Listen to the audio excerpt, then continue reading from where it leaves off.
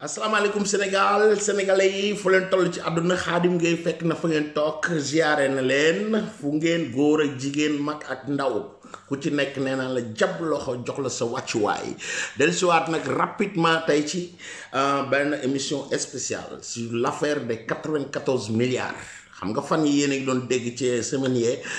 gars yi ànd ak waajoo ñu naan ku sell la naan OFNAC épingle na fii jox na ko dëgg. waaw loolu ñu génn démb démentir ko dara du ci dëgg voilà tey nag ñu war a ñëw leeralal leen ko encore ñu koy dégg duñ xam dynamique bi duñ xam passage yi parce que waa ji moom weddi woon na yépp xamul famille boobu amul li nga xam ne si mooy groupe yooyu di Atlas ak Mercalès affaire yooyu yëpp mu daw ci yéen a ngi rappelé wu tey nag Bah Diakhaté di ko nuyu di ko ziar balaa boobu di remercier sama benn jigéen bu nekk fële ci France Sophie jot naa cadeau ba yónnee na ma benn cadeau bu nice vraiment parfum bu grave sama anniversaire maa ngi lay sant di la gërëm neex la parfum bi def daa changé sax ndax bii moo dàq sax terre d'Hermès bi ma doon utiliser waaw kay Yves Saint Laurent bu cool la ma yónnee boo xam ne si vraiment benn Sophie merci beaucoup kontaan naa trop ci yow yàlla na sa jàmm yàgg voilà Bah Diakhaté dafa def démb li nga xam ne si mooy expliquer leen dynamique bi du mu demee waaw mais nag da leen doon wax ay indication yoo xam da ngeen waroon a gëstu yéen pour mën ko gis mën a gën a dëggal li mu wax waaw parce que ku mel ne man Bah Diakhaté duñ sosal nit lu ñu la wax rek dañ lay tegal preuve nga xoolal sa bët nga déggal sa bopp mu leer mu gën a leer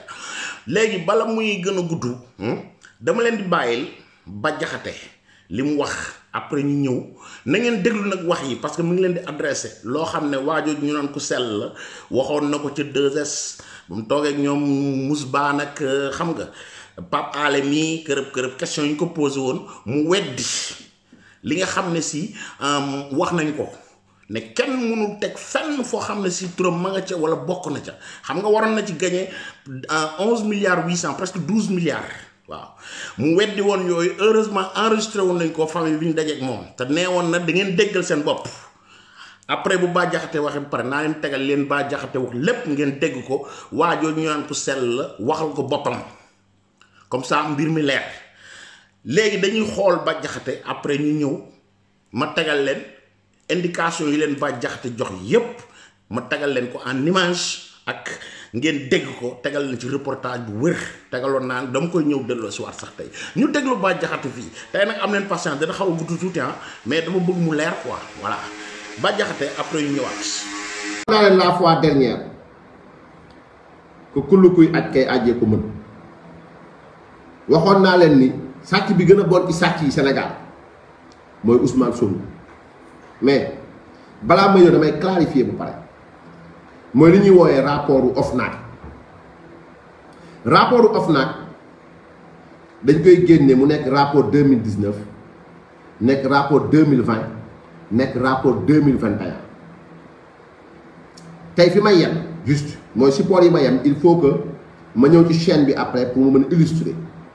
mais dama bëgg clarifier Sénégalais yi ma wax leen lu clair mooy 2019 rapport OFNAC génn na mu fuité woon ci réseaux sociaux yi ba mu fuité ci réseaux sociaux yi ki nga xam ni moom la gars yi jàppoon ni li Ousmane Sonko waxoon ni Mamour Diallo ak Tahirou Sarr ak yenn élément ci domaine maanaam dañoo luubal 94 milliards Ousmane Sonko bindoon ni en tant que njiitu Pastef mais en même temps nekk député à l'Assemblée nationale bindoon OFNAC nee na donc ngir nee na Mamour Diallo ak ñi mu àndal maanaam Tahirou Sarr ak yooyu dañoo luubal xaalis lu toll ci 94 milliards loolu 2019 la 2019 Tahirou Sarr ba mu déggee loolu mu porté plainte contre l'État du Sénégal comme nii nga gis nii rapport présentement bi nga xam ni génn na Kabirou Mbodj bi nga xam ne moom moomoon Tigo porté na plainte OFNAC aussi pour diffamation wala demee noonu loolu la Tahirou Sarr porté woon plainte État du Sénégal ci dossier 94 milliards yi déggoon ngeen temps yee passé waa Pastef commencé génn naan OFNAC jox na dëgg Ousmane Sonko ma bëgg leeral Sénégalais ne aussi OFNAC bu ñu deful nànk OFNAC dana perdre crédibilité parce que ñu ngi joué loo OFNAC rôle boo xam ne du rôle la OFNAC du juridiction du tribunal première instance du tribunal deuxième instance OFNAC du cour d'appel OFNAC du cour de cassation OFNAC du cour suprême OFNAC benn chambre la ci biir disposition bi muy chambre administrative boo xam ne day saytu lépp li nga xamante ni ay jàmbati doomu aadama lu jëm ci wàllu corruption yu jëm ci wàllu concussion yu jëm ci wàllu détournement yu demee noonu bu ko defee ba rapport am fa la yem donc OFNAC mënul lancer ay poursuites contre kenn maanaam OFNAC mënul wax ni diw mii def na nangam ñi ngi koy topp dama koy topp OFNAC mënta topp kenn ci yoon day def rapport jébbal comme ko war a jébbal mi président de la République OFNAC mënta condamné kenn mënul nekk OFNAC mënta baal kenn mënul nekk OFNAC mënul sax qualifier ay faits waru ko donc parce que procureur de la République mooy qualifier ay faits donc loolu postulat de départ la ba loolu amee ah Tahirou Sarr 2019 ba rapport bu fuité Tahirou Sarr dafa plainte état du Sénégal plainte ko pour diffamation mais plainte ko aussi pour li nga xam ni mooy dossier 94 milliards yi parce que lay bi ñu bëgg lay Ousmane Sonko layal ko ne intermédiation loolu amul diggante Tahirou Sarr ak famille bi danaa ñëw liiral leen léegi décision de justice bi nga xam ni moom moo tax Tahirou Sarr présentement Tahirou Sarr mooy topp état du Sénégal 94 milliards yi ba pare nag ak 5 milliards dommages et intérêts naa leen ko liiral léegi maa ngi dossier bi beneen bi mooy dossier bi nga xam ni mooy li Ousmane Sonko bindoon te ñu condamné Ousmane Sonko ki ne ko da ngaa fen détournement amul da ngay kàcc condamné ko au dépens naa leen ko wan léegi décision de justice bi mais li gën a garaaw mooy ban mécanisme la Ousmane Sonko def maintenant pour dugg ci dossier 94 milliards mécanisme bu garaaw boo xam ne su ma paree sama live bii Sonko war ta fanaan këram parce que non seulement il a menti mais Sonko fii laa koy waxee ni dafa def montage ay société écran danaa ñëw société bu nekk ak ña fa nekk ba ñëw ci compte bancaire bi waroon jël xaalis 12 milliards balaa may pare yéen dinaa dem ak yéen ci li may tàmbalee sama dossier bi mooy Atlas dossier Atlas yéen ñëpp dégg ngeen ko ci émission bi 31 décembre bi ko Pape Alé Niang invité 2STV ñu laaj ko yow kan moom yow sa kii nu mu tudd sax sa société nu mu tudd mu ne fa bon suñu société nangam yëfu dóoree mi def moo ko tey ba mu yàgg mu ne Atlas groupe moo ko tey ne Atlas groupe ñaar duñ benn Atlas la moom Atlas groupe Yasmine Fédan moo ko moom benn naaru libaane la xamul Sonko xamu ko bu ngeen bëggee ngeen dem ci Atlas groupe Yasmine Fédan moo ko moom Atlas la moom maintenant bu ñëw ak yéen ci Atlas mooy lan Atlas li muy tekki mooy Afrique Tax and Legal Advisor Service mooy Atlas nga jël Afrique bi A tax T Legal L Advisor A Service S muy Atlas mais Atlas nag maintenant nuñ ko tëggee dama bëgg ngeen déglu mu baax a baax ubbi seeni nopp intelligemment et religieusement ngeen déglu ma kuy weddi nag mu dégg li may wax bu leen toppatoo déglu leen rek donc Atlas capital bi 1 million de francs CFA daa leen faram fàcceel 1 million yi nu mu demee siège ba nekk Dakar Sud Foire cité Socabek loo numéro 47 fa la siège bi nekk. maintenant ma ñëw ak yéen ci xam nga man su may wax ay preuve laay génne dossier baa ngi nii donc ci statut ma ngandal leen ko ba ngeen gis ko statut Atlas moo nekk nii yéen a ngi seen Afrique Tax and Legal Advisory Services anglais la nag man francophone la donc Atlas société à risque limité à responsabilité limitée du moins société à responsabilité limitée mooy sàmm maintenant capital bi 1 million la déglu leen baax li may wax l'an 2017 le 3 novembre maître Mahmoudou Ali Touré notaire à la résidence de Dakar 16 sous-signé a reçu le présent acte contenant statut à la requête de 2 points déglu leen ma rek mu ne atum 2017 ñetti fan ci weeru novembre avocat bi ñuy wax maître Mahmoudou Ali Touré nekk notaire résidence dak sa Dakar nee na mooy wax ni jot na li nga xam ni mooy bataaxal bi nga xam mooy statut mooy képp kuy ubbi société da ngay am statut société bi mooy jëmm ji mooy carte d'identité statut bi mu ne jot na kan moo laaj mu ne à la requête de monsieur Ousmane Sonko administrateur de société demeurant à Dakar Sénégal cité Kër Gorgui numéro R17 né le 15 juillet 1974 à Thiès Sénégal de nationalité sénégalaise titulaire du numéro d'identification nationale ba mu jeex données personnelles la du ma ko wax agissant au présent au nom et pour le compte de déglu leen li may wax nii fii la amee solo nag ngeen déglu société écran yi Ousmane Sonko teg lan mooy Atlas ak lan la boole pour tudd Atlas mooy à la requête de monsieur Ousmane Sonko administrateur de société demeurant à Dakar cité Kër Gorgui numéro 17 né le 15 juillet 1974 à Thiès agissant au présent au nom de et au nom et pour le compte de la société dénommée Afrique Expertise société bi gën a garaaw bi mu njëkk dugal Atlas mooy AFEX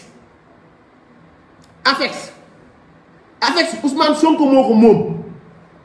dugal ko ci biir Atlas AFEX en abrégé mooy Afrique Expertise société à responsabilité limitée au capital 2 millions de francs CFA dont le siège est à Dakar Sénégal Ouest Foire route de l'aéroport cité Alia Diène numéro 8 et immatriculé au registre du commerce et du crédit mobilier Dakar sur le numéro SN Dakar 2016 B 26 467 en sa qualité Sonko lan la occupé foofu de gérant de la dite non attention fa la yem beneen bi mooy deuxièmement ak kan moo bokk foofu mu ne Ismaïla Ba expert fiscal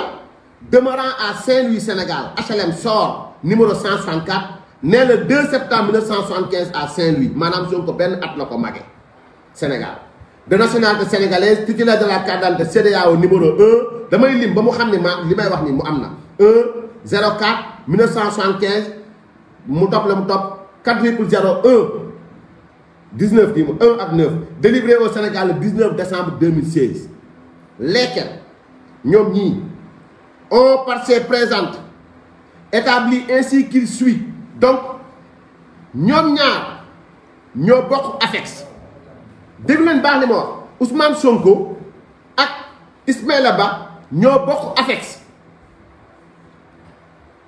AFEX mooy Afrique Expertise ñoom ñaar ñoo bokk benn société bii dugg ci biir Atlas muy AFEX donc jàpp leen loolu ma leen wax ngeen topp leen ma donc dénomination la société prend la nomination de Afrique Tax and Legal Advisory Services en abrégé Atlas donc moo nekk noonu donc léegi ngeen dem ñoom ñaar ci apport yi parce que Sall la kenn ku ne da ngay indi ay part d'action mu ne Ismaïla Ba apporte à la société la somme de 450 000 francs CFA. Donc 45% des parts de Atlas sont détenues par Ismaïla Ba. Pas leen xel ci li may wax 45% waxoon naa leen capital bi 1 million la 45% de la capitale du capital du moins de Atlas ki ko réservé mooy ki ko am mooy Ismaïla Ba. Donc monsieur Ismaïla Ba apporte à la société la somme de 450 000 francs CFA correspondant à l'intégralité de la valeur nominale des parts sociales, toutes de numéraire composant le capital social. Moi 45%. Maintenant, il y a 55%. Quand moi, la société dénommée Afex apporte à la société un iMac 27 pouces i5 3.1 MHz 2014 avec DD, disque dur, 1 Tera, RAM et gigaoctet et une vidéo d'une valeur globale de 550 000 francs. Donc 45% est Ismaïla Ba. Moi, 55% est Afex. Afex, quand on Ismaïla Ba et Ousmane Sonko. Je ne sais pas si vous suivez ce que je dis. Moi, Atlas, Bidjit,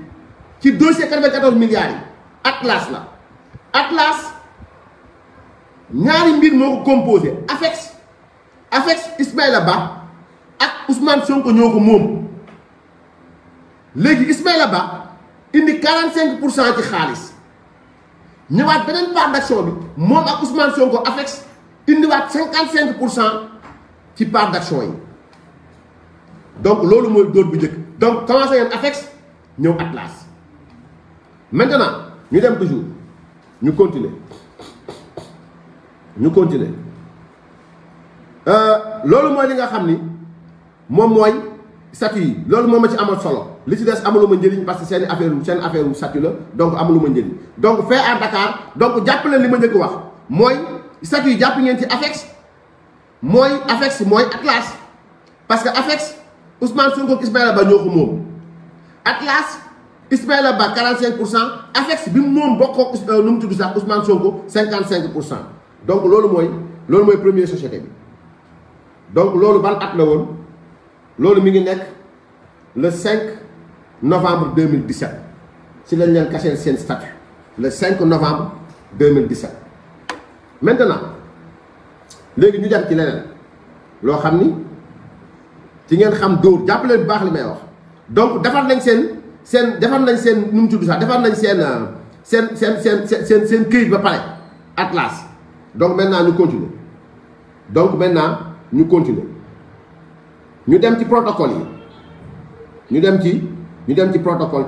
d'accord yi protocole d'accord yi ngeen ñëw Atlas boobu ñu créé Ismaïla Ba yor ko moom ak Ousmane Sonko te dégg ngeen Sonko ne nit du ma mës a lim wala nga boole ma ci dossier 94 milliards ne man bokk naa ci moo ko wax mi ngi ko waxee 2STV fii laa koy fen loowe protocole d'accord entre Atlas et Merkel dama leen koy ngandalal ngeen gis ko rek protocole d'accord entre le cabinet Atlas et les héritiers du titre foncier 1451R ki mooy protocole d'accord bi protocole d'accord bi ñu ngi ko dóor août jàpp leen date yi 2017 monté nañ seen société écran Afex Atlas moo boole Ismaïla Ba ak Ousmane Sonko Afex parce que bu ñu la waxee Afex di ngeen gis ni fee bindaatuñ fa Ousmane Sonko maintenant dañ ko def Afex dafa nëbb turu Ousmane Sonko mais moom ak tey Ismaïla Ba ñoo ko bokk Afex am 55% ak Ismaïla Ba am 45% jàpp leen lii parce que day ñëw ci fin ba ci lettre bi mujjee bind Tahirou Sarr ak compte bancaire ba dafay ñëw foofu jàpp leen donc maintenant août 2018 Sonko dem ak Atlas signé ak famille bi protocole d'accord le cabinet Atlas une société anonyme à responsabilité limitée Sarr au capital 2 millions de francs CFA immatriculé au RCC MSN Dakar 2017 BP 27 246 NINEA 0065 78 077 et dont le siège social est 6 au lot 47 Sud Foire Cité Socabek Dakar. Sénégal, téléphone 33 827 31 51. J'appelle le numéro de téléphone. Représenté au présent par M. Ismaïla Ba. Déglu leen baax. Donc, wax naa leen feene Atlas mooy ban Atlas Ousmane Sonko moo ko moom ak Ismaïla Ba. Bii 55% ñoom Sonko Ismaïla Ba 45%. Donc Ismaïla Ba jël Atlas maintenant dem dajeeg famille bi négocier ak ñoom signer ak ñoom protocole d'accord ci turu Atlas. Ismaïla Ba représente Atlas agissant en qualité de gérant d'une part. Les héritiers du titre foncier 1451R représentés par Yéri Diakhaté, Djibril Diaw, Abdou Mbeng, Massène Sarr, Saliou Ndiaye, Ibrahima Samb, Sonko moo bëgg Sarr lu mu def rek mu am sant bu sant Sarr. Donc d'autre part, préambule, considérant que les héritiers des familles représentées sont propriétaires de plein droit du titre foncier 1451R d'une superficie totale annuelle actuelle de 260 hectares am jeex dafay gudd baale mu tudd ma naan ndox.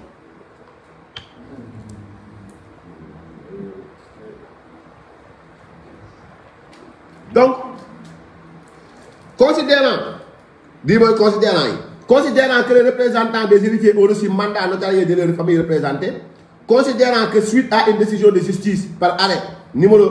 1-12 du 9 février 2012, qui a cassé la vente passée le 8 avril 1978 et 28 février 1979 par devant maître Amadou Nicolas Mbaye, notaire à Dakar, le titre foncier 1451 est à nouveau le propriétaire des héritiers représentés, CF à l'extrait du titre foncier en annexe. Considérant qu'à ce jour que le titre foncier 1451R a fait l'objet d'une procédure irrégulière d'expropriation pour cause d'utilité publique au détriment des héritiers légaux. Considérant que le cabinet Atlas est spécialisé dans la gestion du patrimoine foncier et l'assistance des contribuables dans la procédure et contentieux administratif en matière fiscale, foncière et domaniale. Considérant que les héritiers ont décidé de choisir de manière consensuelle et exclusive le cabinet Atlas comme mandataire pour le recouvrement par tout moyen à l'amiable ou contentieux afin d'obtenir une indemnisation légale et réglementaire de l'expropriation irrégulière du titre foncier 1451R. De ce fait, les parties conviennent de ce qui suit. Article 1, objet. ñan ñi déggul tubaab nag du ma ko mën a wax ci olof mais après inchallah bu ngeen dégloo ñi dégg tubaab dañu ko mën a expliquer ba yow mën ko comprendre parce que sinon dafay jël temps bëgguma laaj bu gudd trop. Article 1, objet. Le présent protocole d'accord a pour objet de définir le cadre et les modalités de collaboration entre les héritiers du titre foncier 1451R et le cabinet Atlas Sarr, mandaté à exécuter en particulier, mais non exclusif, les tâches suivantes. Li tax may insiste Atlas bi Sonko moo toog 31 décembre mu ne nit du ma mës a génneel fu ma bokkee sama benn société boo xam bokk na ci dossier 14 milliards moo ko wax il a menti protocole baa ngi nii ma jàkkaarloo di ko lii ngeen koy dégg. Donc demander exiger déggu leen ñi mu wax de demander exiger récupérer recouvrer recevoir toute somme d'argent dette redevance profit legs bien mobilier ou immobilier intérêt rente et revendications de toute nature que ce soit et qui sont actuellement exigibles ou le seront dans l'avenir et payables appartenant aux héritiers. Pour ce faire, le cabinet Atlas aura recours à toutes les voies et moyens légaux dont le compromis et la médiation. Second tiré, dans l'hypothèse où le recouvrement juridictionnel est la seule alternative, le cabinet Atlas choisit librement un ou des avocats pour la défense des intérêts des héritiers auprès des cours et tribunaux. Article 2. Obligation. Obligation du cabinet Atlas. Le cabinet mettra en œuvre ses moyens techniques et opérationnels au mieux des intérêts des héritiers pour atteindre les objectifs de recouvrement par tout moyen et dans le respect du tarif réglementaire en matière d'expropriation pour cause d'utilité publique. 2. Obligation des héritiers pour permettre au cabinet d'accomplir la mission en toute conformité légale et réglementaire. Les héritiers doivent décerner au cabinet Atlas une procuration notariée pour chaque représentant des familles d'héritiers les héritiers doivent, par le biais de représentants, décerner au cabinet Atlas une procuration notariée pour agir au nom et pour le compte des héritiers. Les héritiers s'engagent à rémunérer le cabinet Atlas sur la base des sommes ou valeurs recouvrées sur le titre foncier. Cette rémunération est déterminée par une quote-part de pourcent hors taxe retenue à la source des sommes ou valeurs recouvrées directement ou indirectement par le cabinet Atlas. Toute modification de l'article 4, toute modification de l'une des stipulations du présent protocole devra faire l'objet d'un avenant écrit et signé par les parties. Déglu leen article 5. Article 5, confidentialité. Chacune des parties s'engage à conserver confidentiel bi moom nekkatu ko parce que jot naa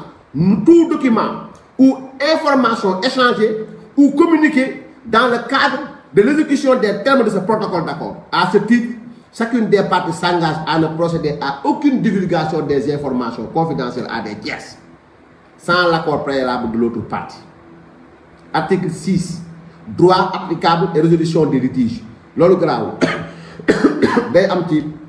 ci convention yëpp. Le protocole d'accord est régi par le droit sénégalais. Tout litige ou contestation née de l'exécution ou de l'interprétation du présent contrat seront réglés à l'amiable.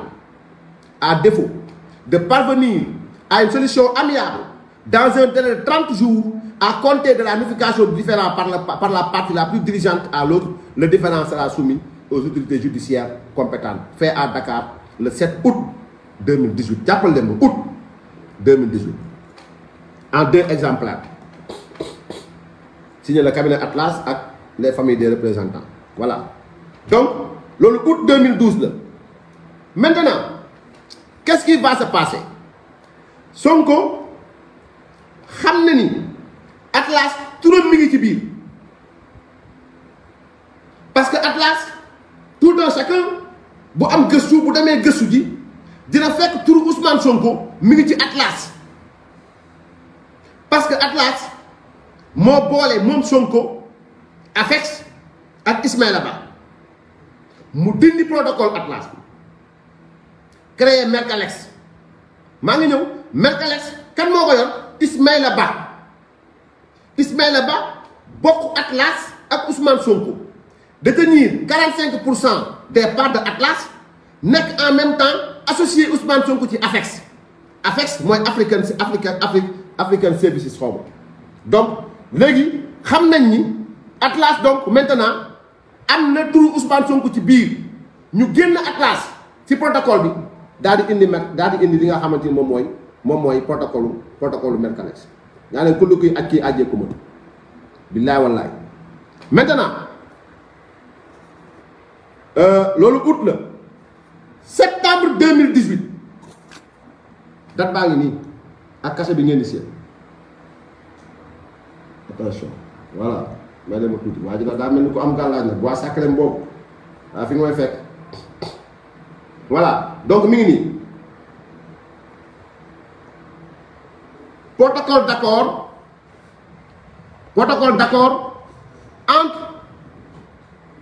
entre lan yéen a ngi koy lire entre le cabinet Mercalex et les ayants droit du titre foncier 1451/R. yéen a ngi koy gis. kii mooy Mercalex. septembre 2018 mi ngi nii septembre 2018 mi ngi nii septembre 2018 moo taxoon jàppoon na ni effacé na trace yi mu toog télé di fen Sénégal di ko dégg de muy fen naan kenn mënuma lié ci dossier 14 milliards fekk na raxas na ba pare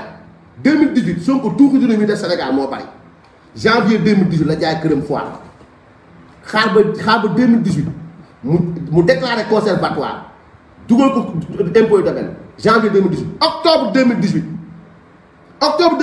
mu jaay kër gi Astou Gueye mu léegi lii dinaa ñëw léegi ci affaire bi la moo tax entre le cabinet Mercalex, une société anonyme unipersonnelle à responsabilité limitée au capital 2 millions de francs CFA immatriculé au RCCM SN Dakar 2018 B 18236 NINEA 00 69 13 546 et dont le siège est 6 à Maris 2 Lo 14 APT numéro 6 Dakar Sénégal. Mesdames, une minute gars yi ma ñëw dafa am lu ma leen vérifier rek une minute rek une minute ngeen baal ma une minute rek ma ñëw dafa am fait bu am solo boo xam ni ça a sauté à mes yeux voilà mesdames, une minute ma ñëw j'arrive tout de suite voilà. C'est bon, ok. On continue, gars. Donc, qui est Mercalès? Mercalès, c'est non. Donc, voilà. Téléphone 33 827 31 51. Numéro de téléphone Mercalès et numéro de téléphone Atlas, c'est le même numéro de téléphone. Donc, il y a beaucoup de numéro de téléphone. On continue. Donc, d'une part, les ayants droit du titre foncier 1451 est représenté par Yeri Diakhaté, Djibril Dial, Abdou Mbeng, Massel Sarr, Salou Ndiaye, Ibrahima Samb. D'autre part, considérant. Nous avons considérant. Mais c'est la même chose. C'est le même contrat. C'est les mêmes clauses. C'est le même contrat. C'est les mêmes clauses. Donc, Sonko, gen touram ci dossier bi djébal nako maintenant Mercalès Ismaïla Ba va au-delà maintenant de la scène mo jël Mercalès dem ak mom déglu len bax top len dossier bi étape par étape considérant que les héritiers des familles représentées sont propriétaires de plein droit du titre foncier 1451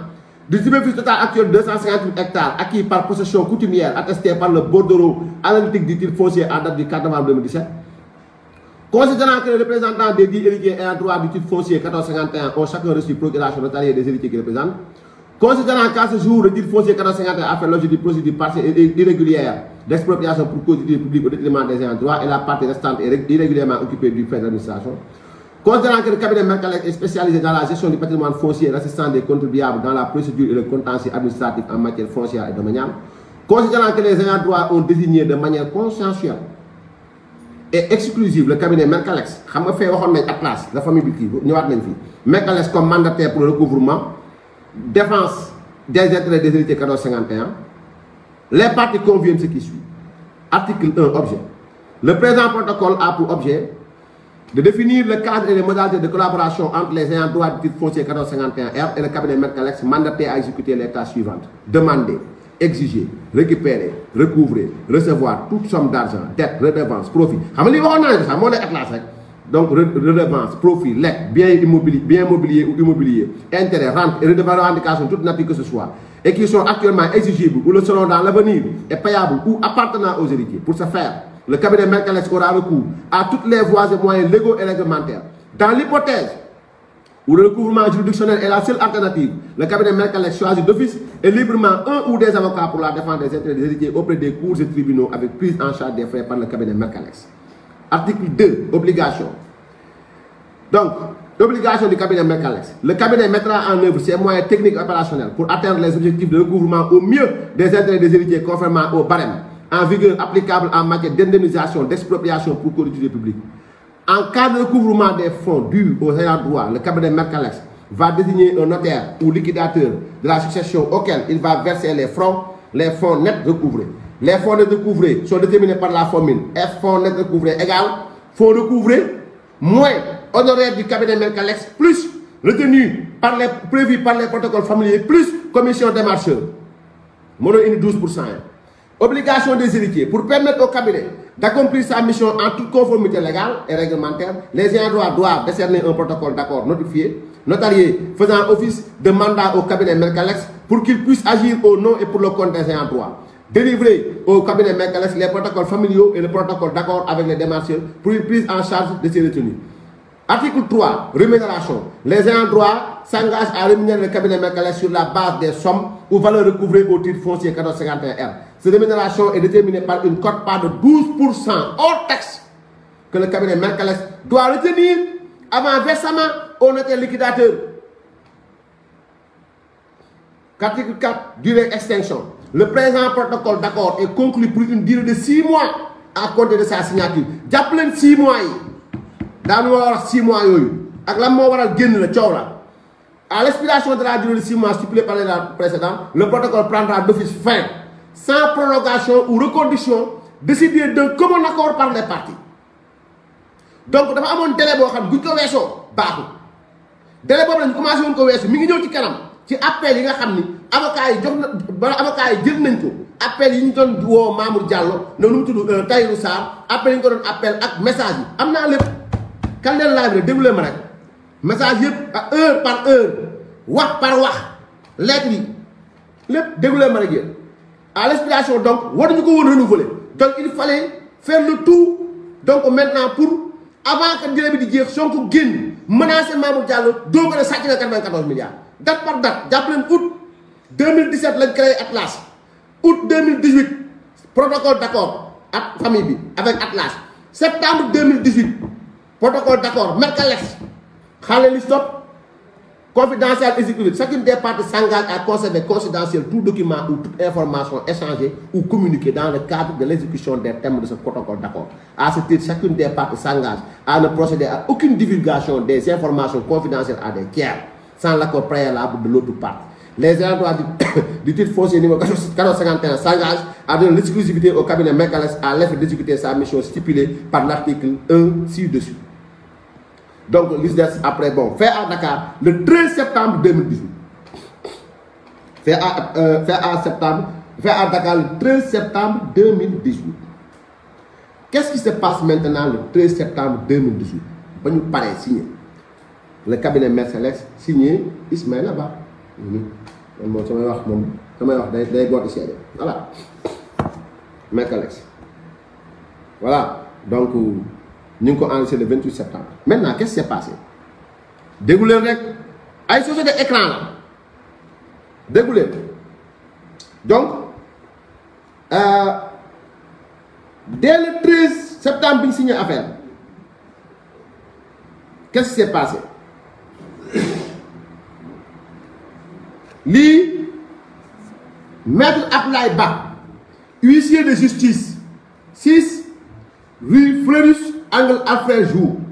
ou Gou. Téléphone 821 41 67, BP 21 359, Dakar, procès verbal de constat. L'an 2018 et le 26 octobre, à la requête de M. Seydou Sarr,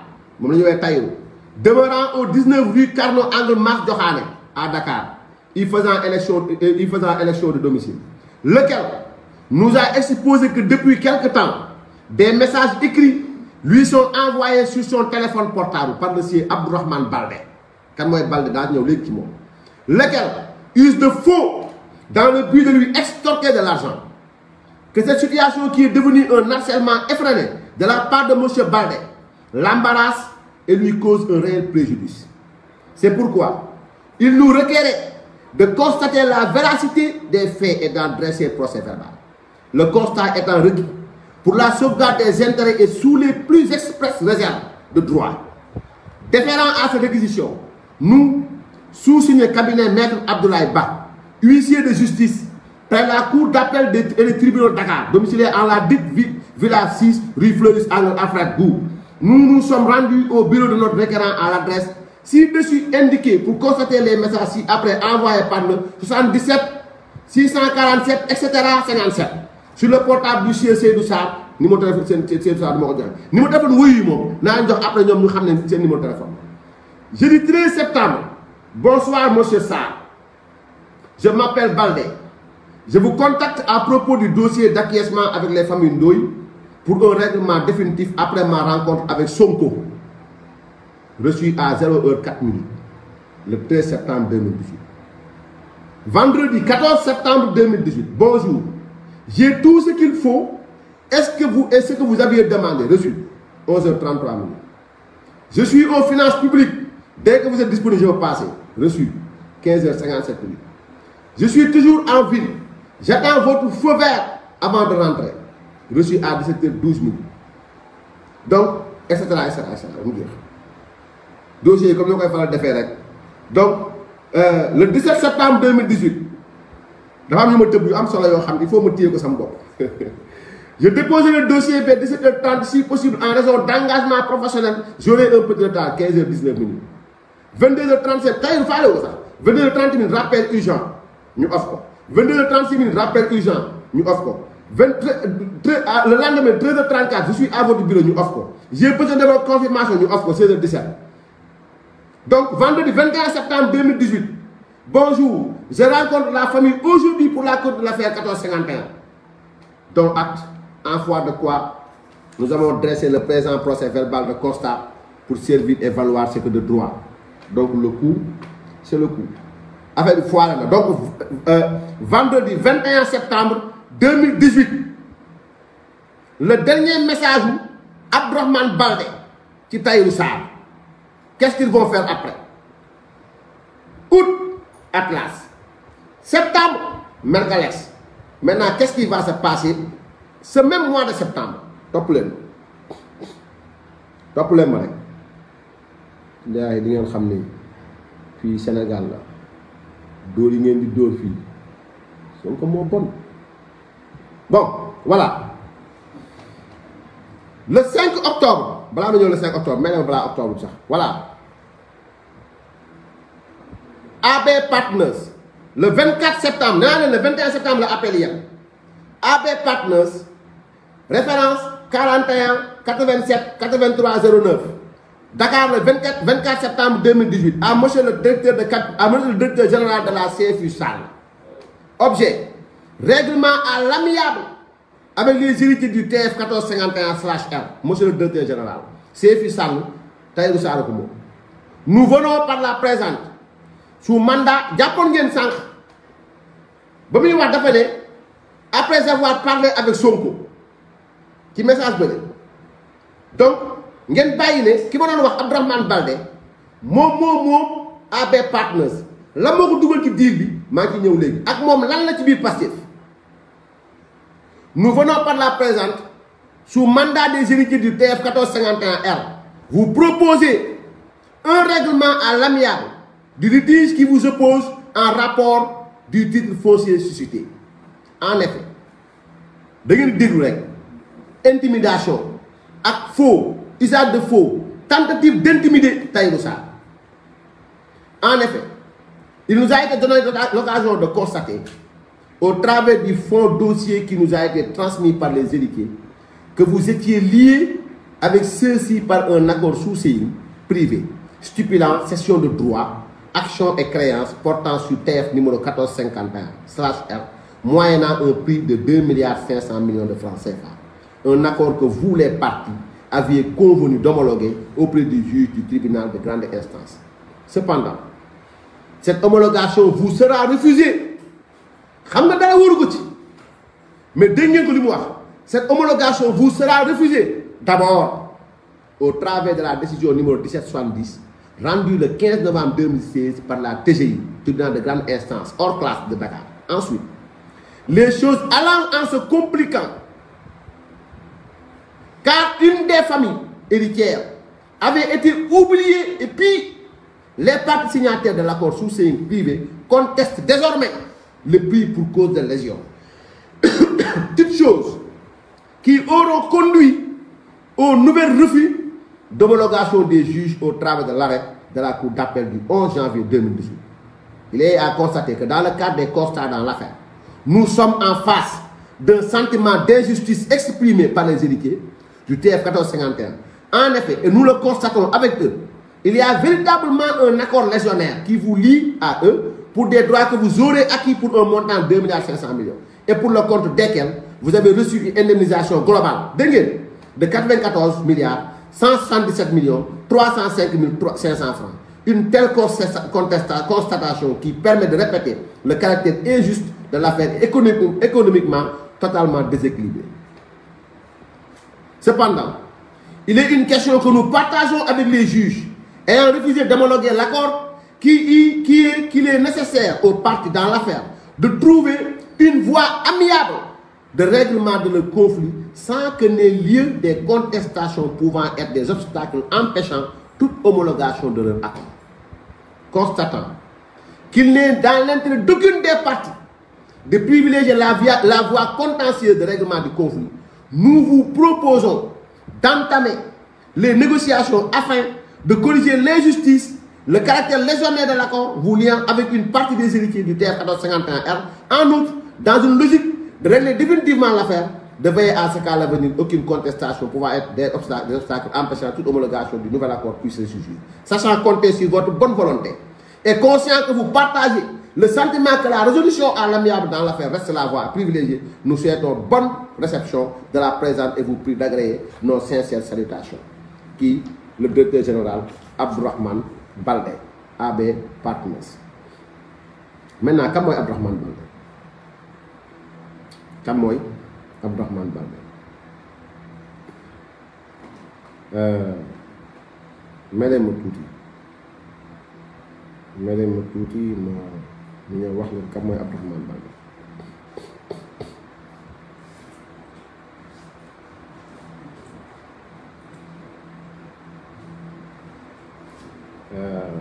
Madame Touti rek inchallah.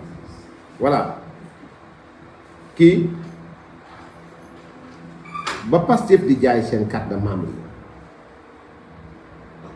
Pastef ba muy jaay seen carte de membre yi. Vous verrez bien. Je vais vous dire Abdourahmane Baldé, trésorier général adjoint. Abdourahmane Baldé, trésorier général adjoint. Mon AB Partners. Donc, continuez à suivre. Message, je vais envoyer. Tous les messages. Après, Mercalex, nous. Vous savez, AB Partners, par exemple, le 24 septembre. Madame Tahirou Sarr Fallou le 5 octobre 2018 Mercalex ñëw ak Ismaïla Ba à monsieur Seydou Sarr directeur général de Sofico xam nga kii Sefi la wax kii ñëw bind Sofico règlement de l'affaire 1451 sur la partie des 121 hectares damay bañ laaj bu gudd bu ma koy lire ba mu jeex dafay gudd mais c'est le même message ou bien si ça vous tente aussi je peux lire ça pour nit ñi mën a comprendre. Parce que Sénégal la nekk dañ naan est-ce que war nañ ko lire war a nangam parce que waroon nga ko lire waroo koo lire bàyyi ma di ko wax ji leer nañu. Voilà objet règlement de l'affaire TF 1451/R sur la partie des 121 hectares. Monsieur le directeur général, par mandat à date du 13 septembre 2018 nous venons par ordre et pour le compte des héritiers du TF 1451R avec pour objectif principal de trouver un règlement définitif de l'affaire citée en objet au mieux des intérêts des héritiers. En effet, sur la base de nos instructions sur l'affaire citée en objet, nous avons constaté un procès verbal de conciliation en date du 19 juin 2016 par lequel certains héritiers titulaires des droits, actions et créances sur le titre foncier 1451/R de superficie de 250 hectares ont cédé leurs droits de créance à Sofico SA en contrepartie d'une somme de 2,5 milliards de francs CFA,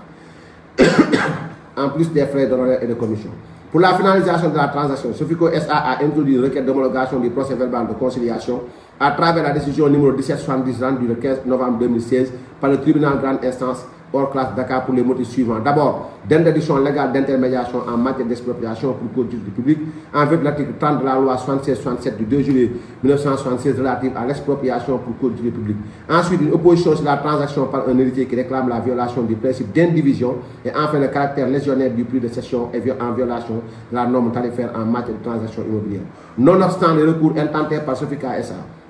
ces motifs de rejet sont maintenus par la Cour d'appel de Dakar pour rejeter le recours de Sofico avec annulation de la cession de créances à travers l'arrêt de la Cour d'appel de Dakar du 11 janvier 2018. En outre, dans le cadre de l'instruction du dossier, il apparaît qu'après l'acquisition de créances, la société Sofico SA, dont vous êtes représentant légal, a acquiescé avec le bureau de domaine de Ngor Almadi sur une partie du titre 1451, les superficies de 1 217 707 m² à raison de 35 000 francs le mètre carré, soit une valeur globale de 48 803 559 000 francs. Un montant que Sofico affirme avoir accepté de payer aux héritiers afin de pouvoir acquiescer à l'État du Sénégal pour le même montant. À ce jour, les héritiers n'ont pas reçu le dit montant mentionné dans l'acte d'acquiescement. Vous rappelant l'objectif de règlement définitif au milieu des intérêts des héritiers, nous vous réaffirmons notre bonne volonté pour une conciliation afin de donner un privilège à la voie amiable dans la défense des intérêts des héritiers. À défaut d'un règlement à l'amiable sous huitaine, à part de la réception du courrier, nous allons recourir à tout moyen de droit pour la défense des intérêts de nos mandants héritiers du titre 1451R. Veuillez bien recevoir, monsieur le directeur général, nos salutations distinguées, le gérant du cabinet Mercalex, Ismaïla Ba. Donc, gis ngeen dañ ko xaar ñaar Abdourahmane Baldé trésorier général adjoint Pastef Ismaïla Ba bras droit de Ousmane Sonko ñu bokk ak moom benn société muy Atlas ak Mercalex. Maintenant li yëpp sottiwul Tahirou Sarr faalewu leen qu'est-ce qu'il fallait faire maintenant léegi ma ñëw ci Ousmane Sonko ginnaaw ba da nga diggoon Sénégalais compte bancaire joxoo leen man moom mi ngi nii compte bancaire baa ngi nii bi Mercalex joxoon ñi nga xamante ni moom mooy mi ngi nii compte bancaire voilà bi Mercalex joxoon ñi nga xamante ni moom mooy famille beeg Ismaïla Ba ak nu mu tudd sax comment dirais-je voilà donc Tahirou Sarr pour mu verser leen fa xaalis bi voilà pour famille bi verser leen fa xaalis bi donc fa compte bancaire SN 012 012 12 bon voilà ça c'est des données personnelles bëgguma ko lire am na en même temps IBAN CBAO clair bi donc c'est des données personnelles et vous m'excuserez de ne pas pouvoir lire donc maanaam pour ngeen bañ a lire pour bañ a am problème ak ñoom mais li ma fi lire yëpp lu ma war a mën a lire la donc gis ngeen donc deal bi nga xamante ni tegoon nañ ko pour dóor Tahirou Sarr malheureusement waxoon naa leen ci biir protocole yi ne 6 mois lañ war a def Sonko yónni Atlas mu xam ne risque ngi ci mu génn Atlas indi Mercalex dem jëli AB Partners ànd ak Mercalex dem jëli xaalis famille bi sottiwul parce que délai de 6 mois lañ amoon délai de 6 mois mu waa jeex Ousmane Sonko génn na télé def conférence de presse j'accuse Mamour Diallo de détournement de 94 milliards parce que xam na ni 6 mois yi mi ngi waaj a jeex mënta sotti parce que Tahirou Sarr mi ngi toog ci fu war a toog mënta tuumaal Tahirou Sarr parce que Tahirou Sarr ay créances lay def yoon da koo may maanaam mooy da ngay am sa bor Tahirou ñëw jënd bor bi dem toog xaar gis nga ba ni may waxee ni ak yéen boo demee dëkk bu mel ni Rwanda Tahirou Sarr présentement ni may wax ak yéen Tahirou Sarr maanaam li ñu waroon indemniser ñu bari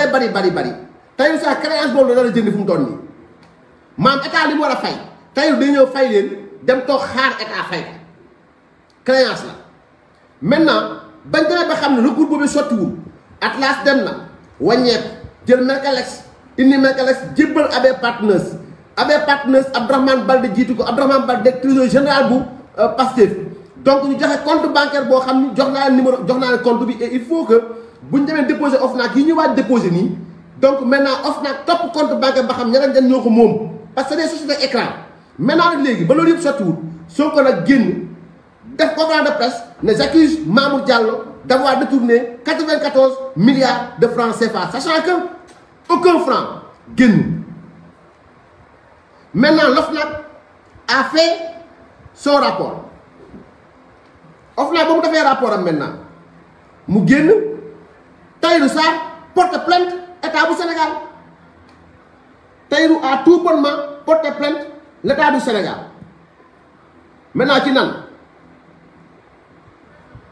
Maître Diagne et Diène pour le compte de la société CFU Suan ont déposé des conclusions écrites tendant à ce qu'ils plaisent à la Cour. Conclusion en date du 29 octobre 2020 en la forme déclare l'intervention volontaire recevable. Infirmé en toutes ses dispositions l'ordonnance numéro 256 du 19 décembre 2019 rendue par le juge de l'expropriation du tribunal de grande instance hors classe de Dakar. mooy li ngeen wax ne OFNAC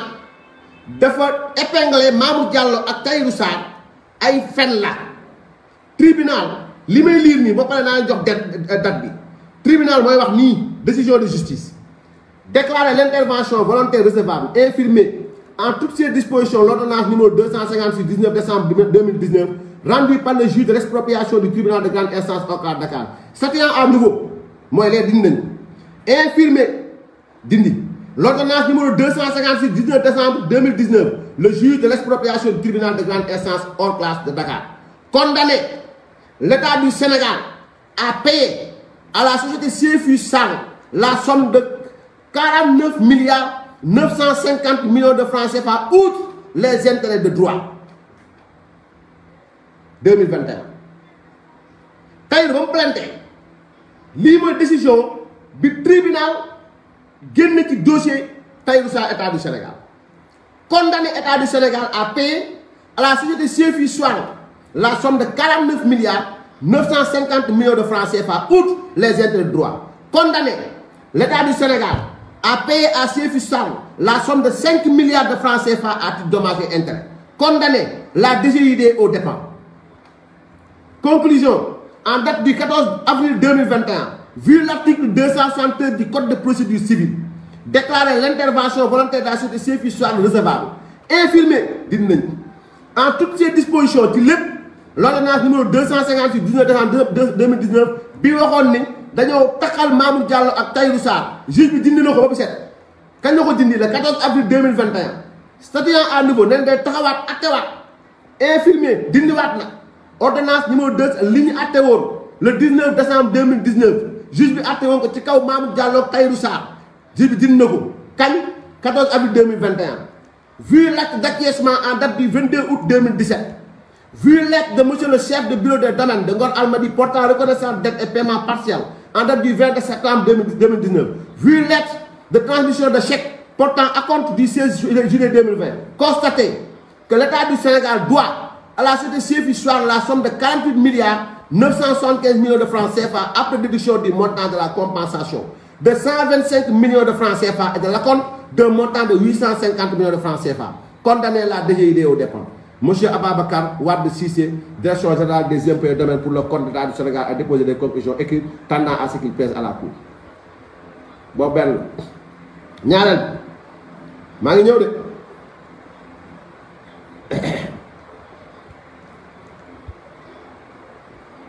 mais tout ma ñëw ci le voyou Sonko là voilà.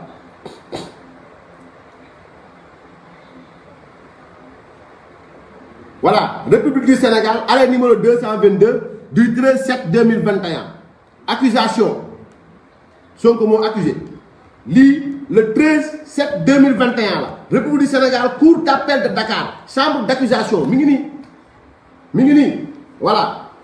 Extrait des minutes du greffe de la cour d'appel de Dakar. Chambre d'accusation entre le ministère public et Ousmane Sonko. Et 1. Monsieur Mamour Diallo. 2. Maïssa Ndiaye. 3. Seydou Sarr, inculpé de faux et usage de faux,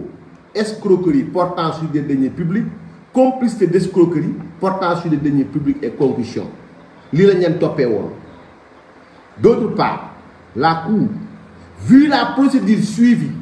contre les susnommés, inculpés des chefs susvisés, vu l'ordonnance de refus d'informer, rendu le 18/1/2021 par le doyen des juges d'instruction du tribunal de grande instance hors classe de Dakar. Vu l'appel de maître Abdoulaye Tal,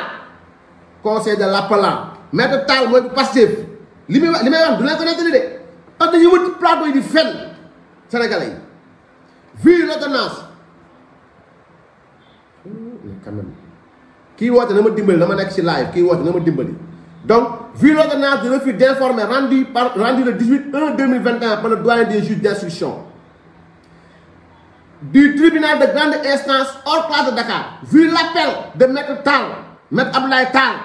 conseil de l'appelant Ousmane Sonko par acte reçu au greffe le 28/1/2021.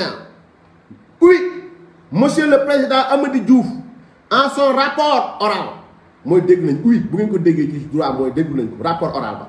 Lecture faite des pièces du dossier par le greffier. Nul pour maître Amadou Sow, Ibrahima Diawara, Alioune Cissé, Cheikh Khoureyssi Ba, Abdoulaye Tal, Ousseynou Fall, Djibi Diagne, Bamba Cissé, ñoom ñëpp conseil de l'appelant défaillant. ñëw oui dégg nañ monsieur l'avocat général Mouhamadou Moustapha Cissé, Mouhamadou Moustapha Sey, ancienne réquisition orale, vu les pièces du dossier après en avoir délibéré conformément à la loi en la forme. Day ñëw ci forme yi nawetankat yi xam nañ li may wax en la forme ak dans le fond. En la forme, considérant que l'appel a été introduit dans les formes et délais légaux, qu'il échait de le déclarer recevable. Au fond, par la forme, donc c'est recevable, jël nañ appel. Considérant qu'il résulte des pièces de la procédure les faits suivants. Le 20 août 2019, Ousmane Sonko, expert fiscal et député à l'Assemblée nationale, déposer devant le doyen des juges de Dakar une plainte avec constitution de partie civile à l'encontre des nommés Mamadou Mamour Diallo, Maïssa Ndiaye, Seydou Sarr et X pour des faits qu'il qualifiait d'escroquerie portant sur les deniers publics, faux usage de faux et concussion. De l'économie de sa plainte, il ressortait la dénonciation d'un système malveillant et captatif dans lequel il indexait autant un homme d'affaires que des fonctionnaires de l'État du Sénégal. Il expliquait en effet que le nommé Seydou Sarr, représentant des sociétés Sofico SA et CFI SA, conciliation financière de l'IMOA, a signé avec les sieurs Mamadou Mamour Diallo et Maïssa Ndiaye respectivement, directeur général, directeur des domaines et chef du bureau de domaine, 2 actes dits d'acquiescement qui déterminaient, entre autres modalités, les montants exacts retenus pour le désintéressement des sociétés susnommées qui étaient partie prenante dans un processus d'expropriation. À cet effet, au terme des 10 accords, poursuivait-il, la Sofico devait recevoir la somme de 44 227 305 500 francs, alors que pour la société CFI SA, le montant de ces indemnités était de 49 950 millions de francs CFA, soit au total la somme de 94 177 305 500 francs. Poursuivant, le plaignant a précisé d'autre part que dans les 2 actes d'acquiescement, Seydou Sarr s'est prévalu de la fausse qualité d'exproprier sur la base d'une créance qu'il aurait rachetée de la famille Ndoye et consorts portant sur les droits attachés au titre foncier 1491 R 6 à Rufisque, et d'autre part que le visa du décret numéro 97 119 12 novembre 1997 dans les 2 actes d'acquiescement caractérise à suffisance un faux intellectuel au sens de l'article 137 du code pénal, dans la mesure où, contrairement à ce qu'elle laisse supposer les 2 actes, le décret n'a point exproprié la famille Ndoye, mais plutôt la société SAIM Indépendance, et ceci pour une superficie de 121 hectares, 17 ar, 700 hectares, alors que l'indemnisation poursuivie en espèces a concerné 256 hectares, et ceci dans un but évident de gonfler les sommes à payer. Donc, comment il va dire sos 4 allez ma sauce. Poursuivant, l'exposé des griefs, le plaignant faisait noter, par ailleurs, que les agissements de Seydou Sarr sont nettement constitutifs du délit d'escroquerie, portant sur des deniers publics, du fait que celui-ci consciemment s'est prévalu d'une fausse qualité d'exproprié par le biais du rachat de créances pour se voir verser par le trésor public des sommes d'argent, alors que la loi de 1976, l'expropriation déclare littéralement nul et de nul effet toute délégation ou cession consentie à des intermédiaires par les expropriés de leur droit à l'éviction, comme du reste les juridictions sénégalaises ont eu à réaffirmer à travers les décisions versées au dossier. Pour terminer, Ousmane Sonko soutenait enfin, à l'encontre de Mamour Diallo et de Maïssa Ndiaye, des faits également de concussion. Il notait à cet effet que les susnommés qui sont des fonctionnaires ont, en dépit de leur état, favorisé au nommé Seydou Sarr la perception de montant indu. À cet égard, notait-il, ces actes d'acquiescement signés ont établi pour ce dernier un titre de créance et des droits frauduleux au détriment de l'État et du trésor public. Il joignait à sa plainte les 10 documents. Acte d'acquiescement partiel de la Sofico, acte d'acquiescement partiel de la CFI, état de droit réel de l'immeuble, objet, bordereau analytique, arrêt numéro 4, jugement numéro 1770. Par ordonnance, en date du 18 mars 2021, le magistrat instructeur faisait toutefois droit aux réquisitions du procureur en adoptant, à cet effet, les motifs avancés par le ministère public pour fonder un refus d'informer. Selon le juge, l'action civile appartient à ceux qui ont personnellement et directement souffert de l'infraction et en l'espèce. Selon le juge, l'action civile qui plainte, moi ki nga xamni personnellement wala directement yow lañu togn wala ñu lek sa xaliss, mais soko dans cette affaire intermédiaire doon def kon togn ñuko lek ñu xalissam, donc juge bi néna ko sa yoon newu ci li 2021 loolu lay rappeler loolu la ci bi di ko rappeler fu mu toll au regard de la nature des infractions visées dans la plainte avec constitution de partie civile, à savoir l'escroquerie portant sur les deniers publics, le faux et la concussion, le préjudice ne peut pour autant concerner s'il y a lieu que l'État, mais en aucune manière le plaignant qui ne saurait à cet égard justifier d'aucun préjudice personnel et d'être en lien avec les infractions poursuivies. Donc, tey lii nga xam ne moom la Sonko bind da day plainte si lan lay plainte nee na escroquerie kan lañ escroqué état yow kon escroqué wuñ la donc mënoo nekk partie civile. Parce que pour nga nekk partie civile il faut que li sàcc ñu sàcc la ko directement mooy dem ci keesu Pastef sàcc fa xaalis wala nga dem ci poste maire bu Ziguinchor sàcc fa xaalis yow nga nekk maire bu Ziguinchor nga ñëw taxaw dans ce cas war nga mën nekk substitution ci ñëpp ñi nga xam dañu dénk seen xaalis mais lii deniers publics le message sa new ci mais dóor bu rëcc la Atlas, Afex, Mergalex, AB Partners, CBAO. Donc voilà. d'autres.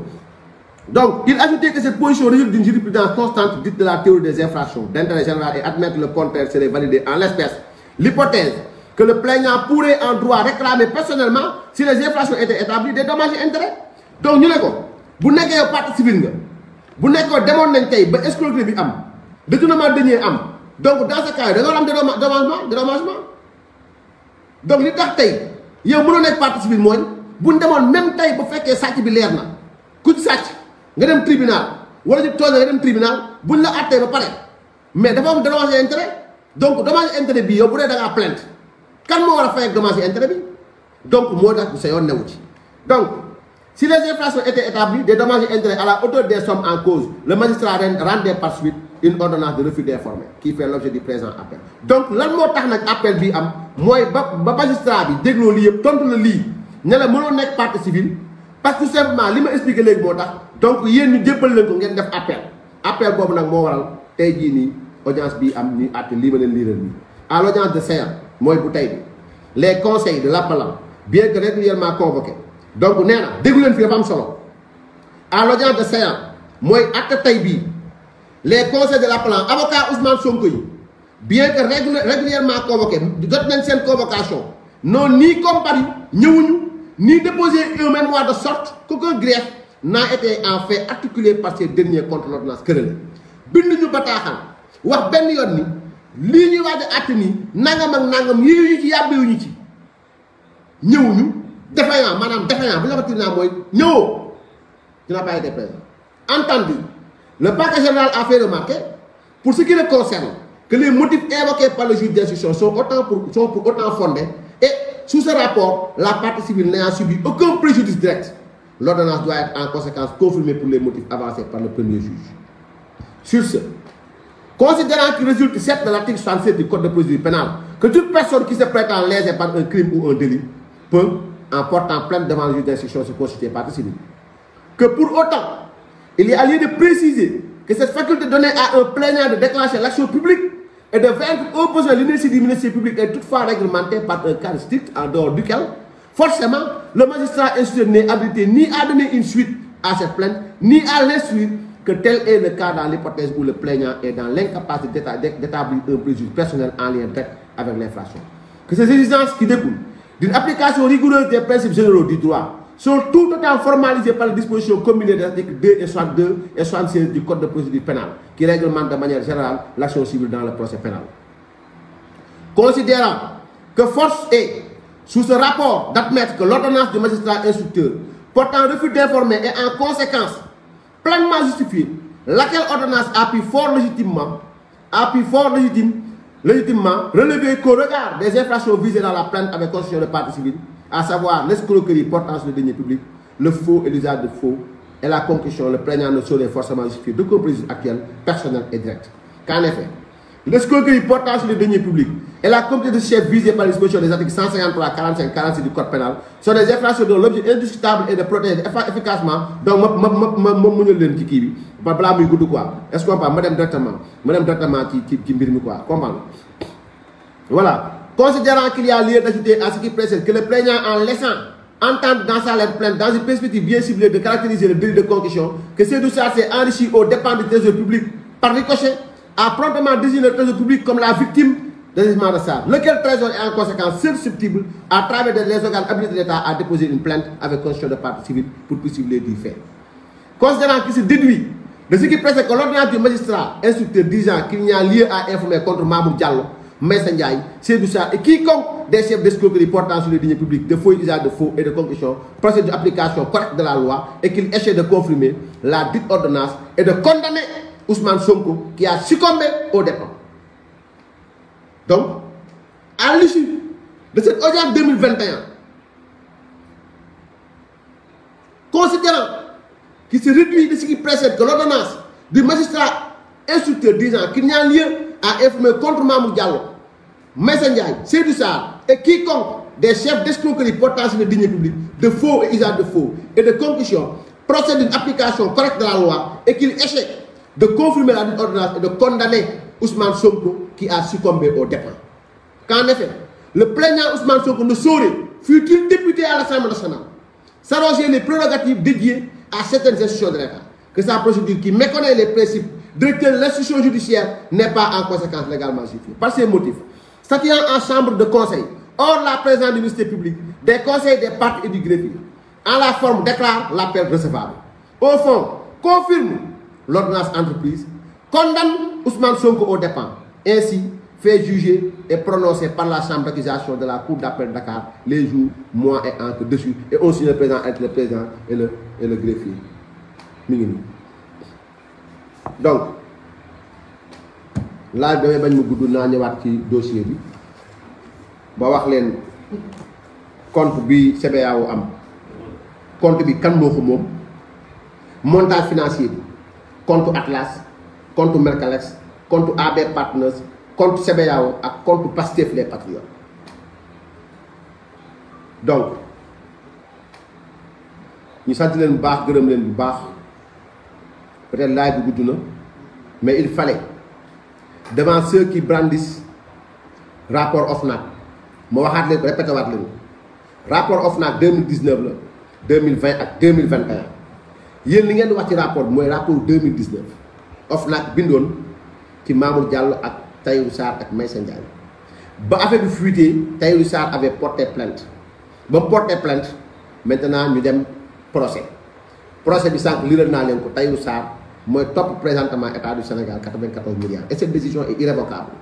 mooy désormais à part 2021 la famille héritier l'état du Sénégal amatuñ droit ci 1451 Tahirou Sarr moo ko moom bu ñuy fay moom la ñuy fay. beneen bi mooy Ousmane Sonko mi fi jógoon crier urbi et orbi ne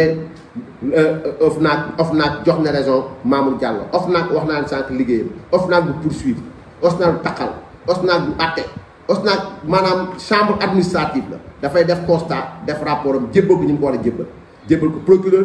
procureur bi am le procureur est le maître des poursuites loolu mooy terme clair en droit. Maintenant ba loolu amee aussi Tahirou Sarr avait porté plainte am gain de cause Ousmane Sonko a été condamné au dépens donc loolu mooy réalité bi nga xam moo am ci dossier bi ñëw naa ak yéen maintenant ci li nga xam ni mooy montage société écran yi à partir de Afex Atlas Mercalex AB Partners ba ñëw ci li nga xamante moom mooy compte bi nga xam ni compte CBAO la liiral naa leen compte bi sànq te mu waroon dem ci caisse directement ki nga xam mooy Abdoulaye Baldé nekk trésorier adjoint du Pastef donc ñuy laaj Sénégalais yi à quel Ousmane Sonko se fier wax naa leen keroog ne je vais mettre à votre disposition kër yi nga xam ne am na ko waxoon naa leen toolu si bi ko tànn feeñ na wax naa leen kër si ses bi génn naa leen droit réel yi des na nag ci live bi di ñëw 900 mètres carrés yu Thiès yi dinaa génne droit réel yi ñëpp gis ko des na aussi li nga xamante moom mooy foire ba demee aussi des na Bambilor donc c'est un voleur un arnaqueur maanaam délinquant la faussier au-delà d'être un pervers sexuel c'est un délinquant faussier hors pair. Maintenant le fait que maintenant ngeen attaqué sama YouTube je vais vous dire une chose très claire cette vidéo là bu dee da ngeen yaakaar dafa nekk samay bagage wala nangam sangam juum ngeen nax ngeen seen bopp tey su ma deewoon suba billaahi wallaahi watallaahi dinaa am pour génne vidéo donc noppalu leen essayez autant que faire man Ousmane li muy dox yëpp yàlla ma tiim xam ne xam naa ko ñi ma ko séqal aussi xam nañ ne xam nañ ko il est en train de pêcher un peu partout nag un peu partout mais Pastef li jot a feeñ seen coalition Yewwi Askan Wi mooy yalwaan ak ay walaakaana Yewwi Askan yow donc wala ay yalwaankat a fa ne ay ñoom Guy Marius Sagna ak ay walaakaana maanaam ay naxa saxar lañu teg dara lii feeñ na et je répète suñu yoon nekkul ci ku ñu rejeté sa liste suñu yoon nekkul ci parce que tout simplement ñoom la ca war a wax waxuñu si donc ñun duñ ci wax Sonko ma nga ne patt pataaral Khalifa Sall ma nga ne patt pataaral ñun bennoo kenn duñu woo si débat boobu taluñu ko sax maintenant quant à ay génne ay benn bi dafa benn parrainage dafa ëpp bu leen ci wuyu bu leen tontu aussi ñun pare nañ ci affaire parrainage suñu parrainage bari dinañ ko ba pare dañuy dox nank temp nank jëm ci pré campagne lu ñu yàlla may ñu jël beneen bi may tëjee mooy waxoon naa sànq kullu ku jóg taxaw nag jàmmarloo ak liste bi président Macky Sall di génne daan jàkkaarloo yow restons disciplinés restons mobilisés derrière le choix du président de la République son excellence le président Macky Sall parce que loolu mooy yëfu militant du bëri ay revendiquer waxuma laa ngay revendiquer nag du ko def ci ay Facebook ak ay WhatsApp c'est déshonorer le parti auquel on appartient mais c'est aussi rompre les liens yi nga xam moo war a dox diggante militant ak kilifa. Macky Sall le président Macky Sall liste bi muy génne doy nañu ñi mu désigné doy nañu bateau campagne et soyez mobilisés derrière ces gens pour lui donner une majorité confortable au soir du 31 juillet 2022. yàlla na ko yàlla may ndam Sénégal fenkat yi nag moom yàlla weer na leen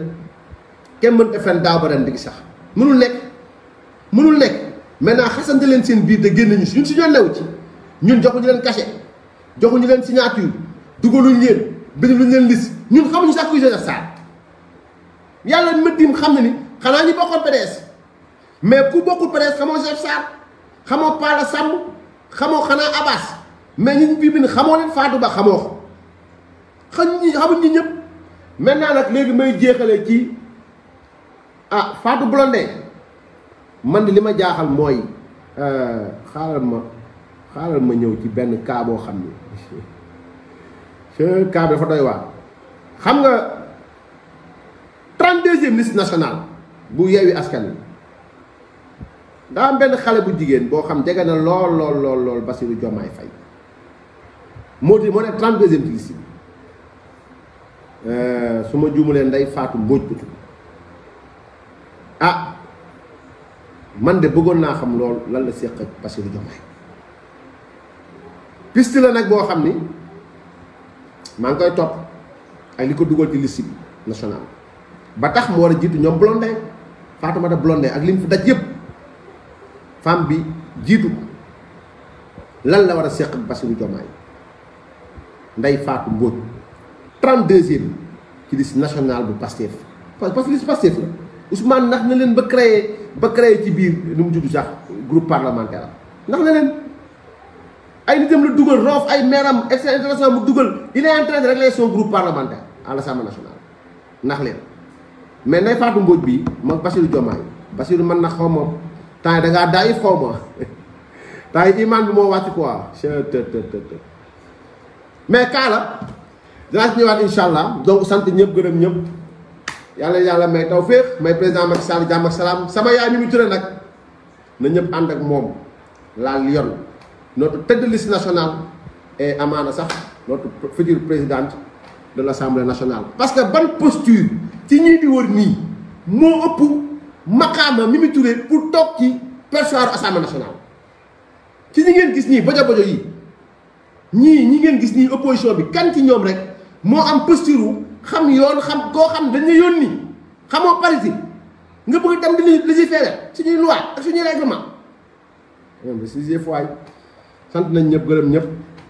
yàlla may leen jàmm ak salaam jéggalu nag live bi gudd na trop tey mais il fallait clarifier énormément de choses wasalaamu aleykum wa rahmatullahi taala wa barakaatu Ousmane fàttewuma la rek yow Pape Agna Rodriguez fàttewuma leen.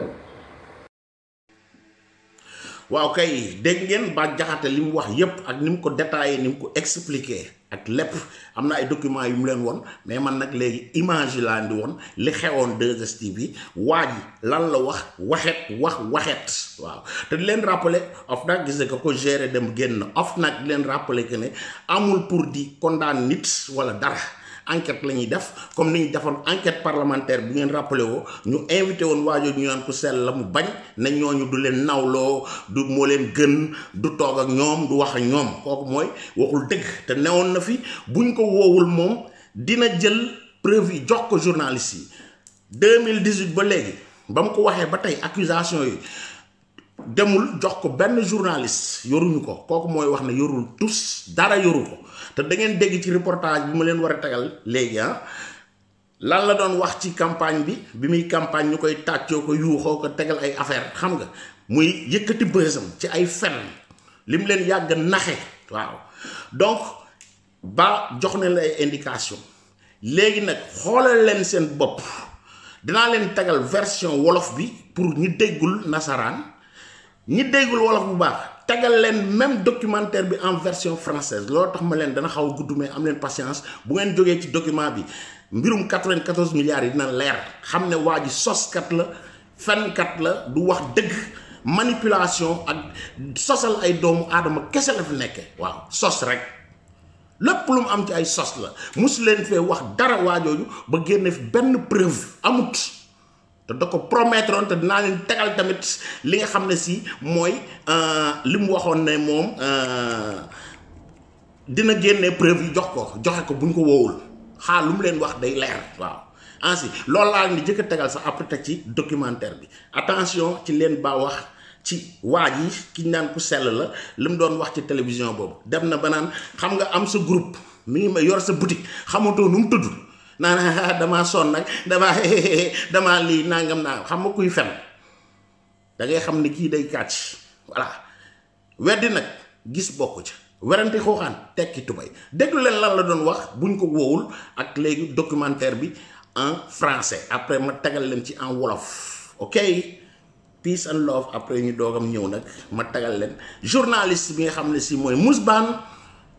ban document la ñu joxoon lan la waxoon ci moom ak tey lii gaay bi doon bàkkoo naan of nag épingle waa ji jox na ko dëgg ñu bëggoon ko campagne bii ñëw bayoon affaire góor jigéen lañ fi génnoon fonctionné wul bii fi lañ bëggoon dëgg tey mais du jàll ñoo ngi fi ñun lu ngeen fi tabax ñu toj ko sénégalais yi da ngeen bàyyi sénégalais yi ngeen di manipuler ci ay fen ak ay kàcc yi xool leen lan la waxoon après documentaire bi en wolof non en français dama leen koy takkale sax français wolof bi topp ci après nag may doog ñëwaat déglu leen détails yi xool leen waa ci studio bi ñu ñëwaat. La moitié de la somme a été déjà décaissée et si la justice me convoque demain, je leur donnerai jusqu'au compte bancaire qui a été utilisé, la banque par laquelle c'est passé pour faire le rachat de créances, puisque j'ai les documents avec moi. Et si la justice ne fait rien, d'ici quelque temps, je vous convoquerai et je distribuerai à la presse tous ces documents. J'attendais que ça se passe par voie judiciaire. Si ce n'est pas le cas, je distribuerai à la presse tous les documents dont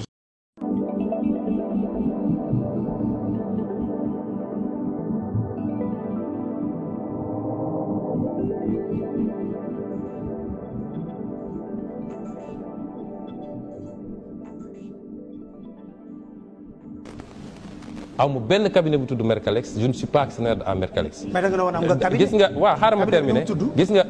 ñun suñu cabinet. tuddul Mercalex. suñu cabinet mi ngi tudd dama sonn waay cabinet bi nu mu tëddee sax ah. non.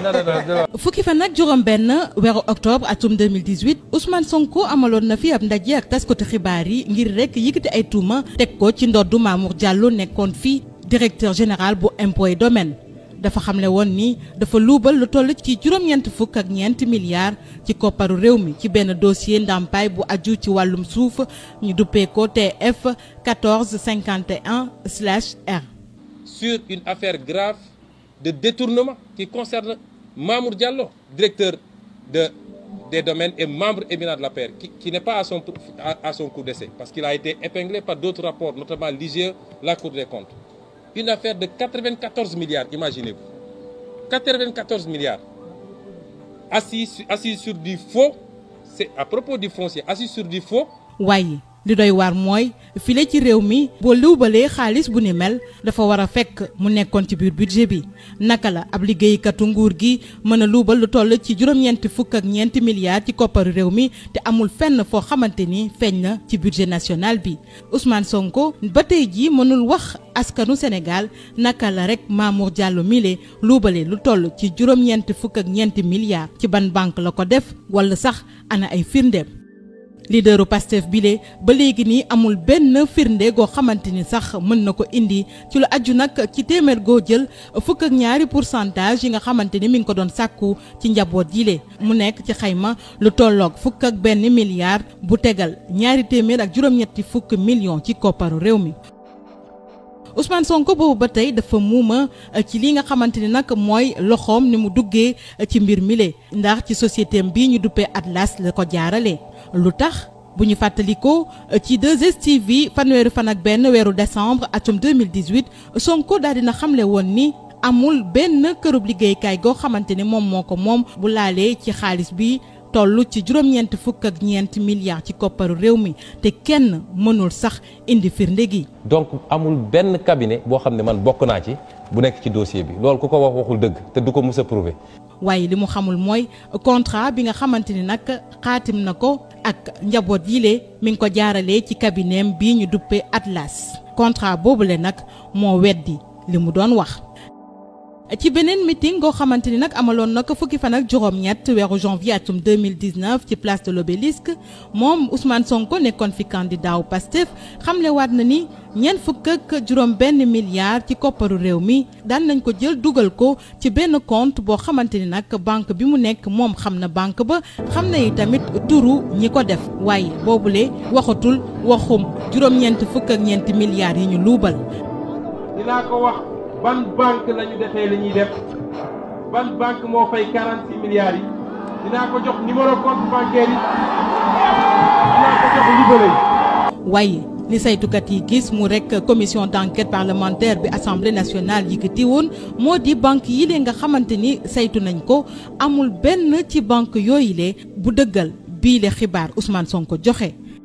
ñu gis ni leaderu Pastef amul lenn luy firndeel ni virement wu 46 milliards di ñeent fukk ak juróom benn milliards yooyu le am na li ci gën a yokk sax mooy amul benn lettre de confort banque yooyu le nga xamante ni assemblée nationale saytu na ko amul kenn ci ñoom ku dëggal waxu Ousmane Sonko yi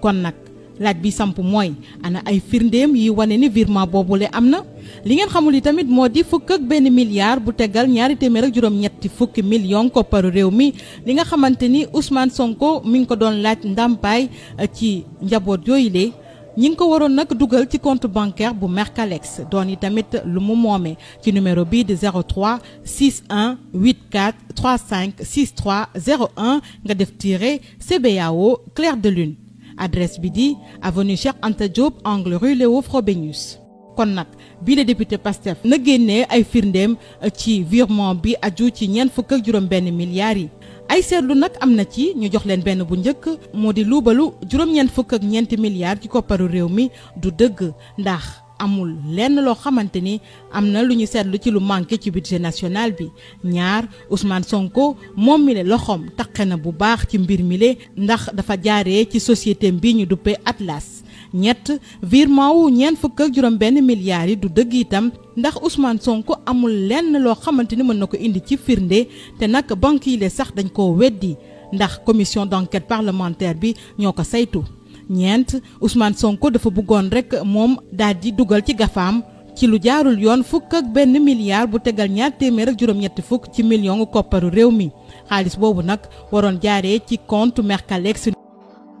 kon beneen laaj di samp Ousmane Sonko mile kañ lay mës a ubbi gémminam ngir wax dëgg askanu Sénégal.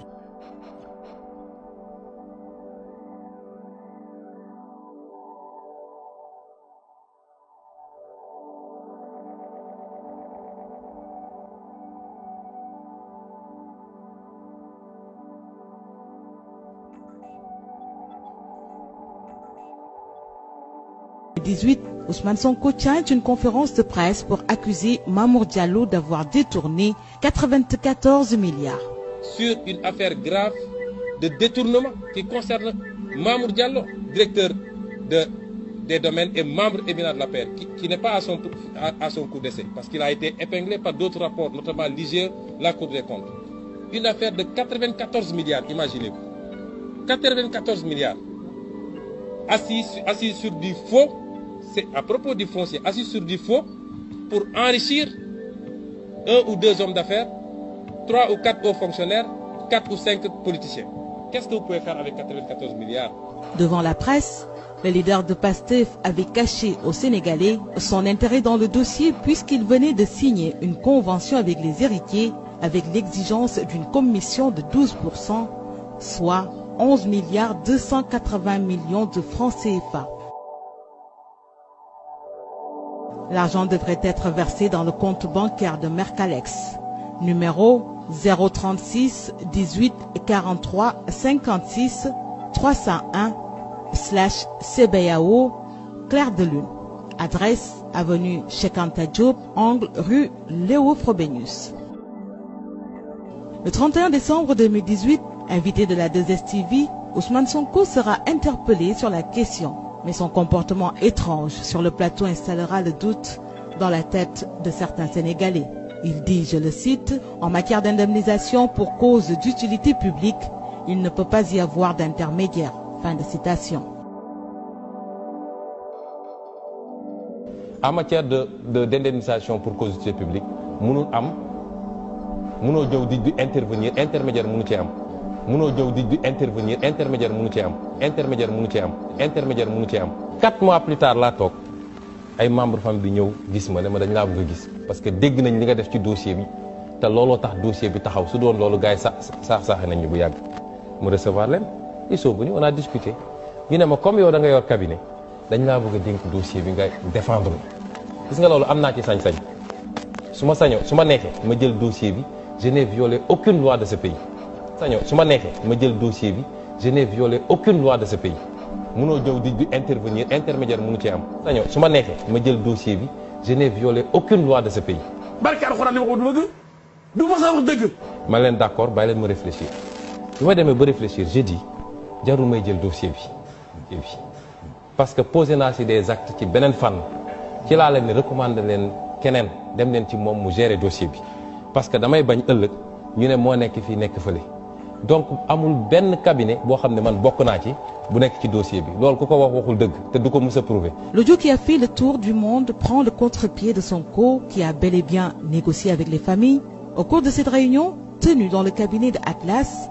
un membre de la famille a déclaré ceci, je le cite, « Nous devons éviter d'être boulimiques. Ce que nous cherchions depuis plusieurs années va aboutir et chacun aura sa part et les choses se terminent par la grâce de Dieu. » Fin de citation. yàlla sottal ko mu jeex ci jàmm te bañ ci am benn am na kàddu ba mu waxoon mu ñëwee yow Abdou mooy ñu bañ a tiit maanaam bëgg ba ci yëf yi bu ko defee intérêt général mooy li ngeen doon dàq ci at yi yëpp mu sotti ci jàmm ku ne am la nga war a am mbir mi jeex ci kàttanu yàlla ñu fàtte ko. soo defee li ñu war a def mu def ko soo defee ñu avance man daal loolu laa loolu ci am solo.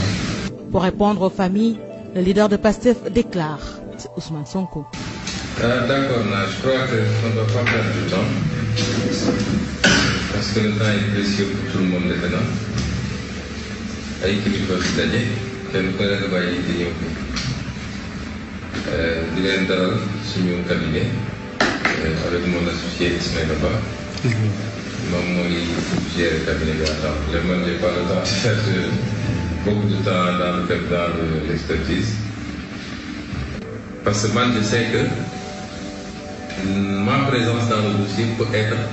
un élément de plus de dissuasion parce que je les connais très bien, ils me connaissent très bien et ils savent de quoi je suis capable. Si on doit travailler avec notre cabinet, le cabinet va préparer un protocole qu'on va vous présenter pour vous dire notre travail, c'est uniquement le recouvrement du patrimoine de la famille. Et en contrepartie, voilà ce que nous demandons comme commission. Nous ne voulons rien d'autre et nous ne serons que heureux. Man li ma xam li ma jot mooy procédure yi ñu doon def ci leneen mooy une fois que le gars a ça, l'État lui fait une comment ils appellent ça? Attestation de créance du mel noonu. Et il va non c'est-à-dire lettre de confort justement. On établit une lettre de confort mu dem ci banque commerciale yi. Ne l'État me doit tant. Banque commerciale escomptée, mais je prends les 5 milliards ou les 10 milliards et je te donne le reste. Et puis la banque commerciale peut se faire payer chaque année sur 5 ans, 10 ans, 15 ans, donc de xaalisam xam ni gagné na ci 7 milliards, 10 milliards, c'est ça la réalité. C'est plus compliqué que ngeen gis. Kon bu ñu ko gisee noonu rek pourquoi nous pensons que mën nañu def quelque chose ci dossier bi. Une fois de plus, dans ce genre de dossier-là, nous n'avons pas d'obligation de résultat. Obligation de moyens de temps. Je ne peux pas vous garantir tout de suite que le dossier dinañ ci am résultat bi ñu bëgg mais li tax ma am yaakaar ne mën nañ ko fi am mooy dossier yu mel nii c'est pas des dossiers seulement techniques ou judiciaires day am koy jàpp nit te loolu la ñu yor ñun parce que dama xam ñi ma amal affaire day am fa la ñuy jàpp par rapport à une cascade de forfaiture extrêmement grave xam ni loolu ñoom mooy seen point faible bu nga mën a amee li nga bëgg si ñoom. Et c'est ça qu'on va d'abord utiliser. président de PASTEF a pris toutes les précautions pour effacer ses empreintes dans les dossiers d'Atlas et Mercalex en confiant la gestion à son associé Ismaïla Ba. Le parti PASTEF, les cabinets Atlas, Mercalex et Afex ont les mêmes intérêts dans cette affaire des 94 milliards. Cela est confirmé par le numéro de téléphone fixe 33 827 31 51 que partagent Atlas et Mercalex, qui ont pourtant des adresses différentes, à savoir Mariste pour Mercalex et Sud-Foire pour Atlas, et les actes notariés. li ñu wax du dëgg man awma cabinet bu tudd Mercalex awma benn cabinet bu tudd Mercalex, je ne suis pas actionnaire à Mercalex. Il hésite encore parce que coincé et surpris par la question. Sonko prend un temps de réflexion avant d'ajouter: notre cabinet s'appelle Je suis fatigué.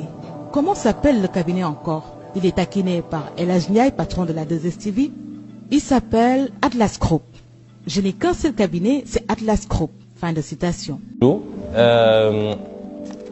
dama sonn waay cabinet bi lu mu tëddee sax ah non non de loolu Atlas la tudd Atlas Group suñu cabinet mi ngi tudd Atlas Group Atlas la tudd Atlas Group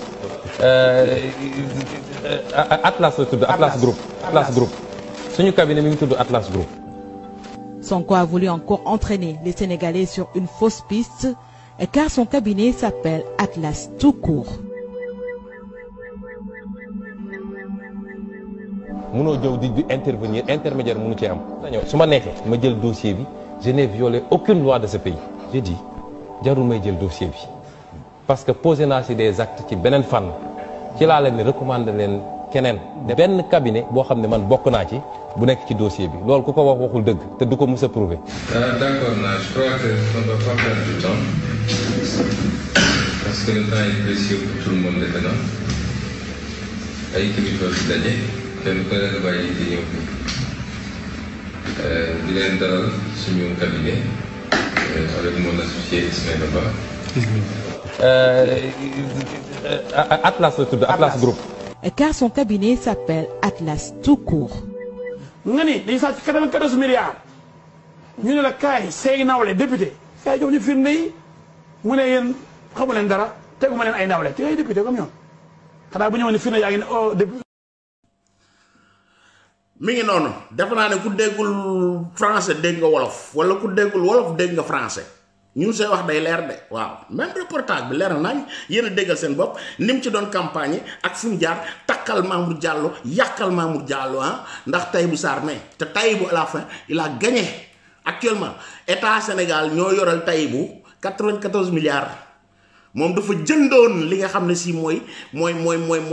procès boobu waaw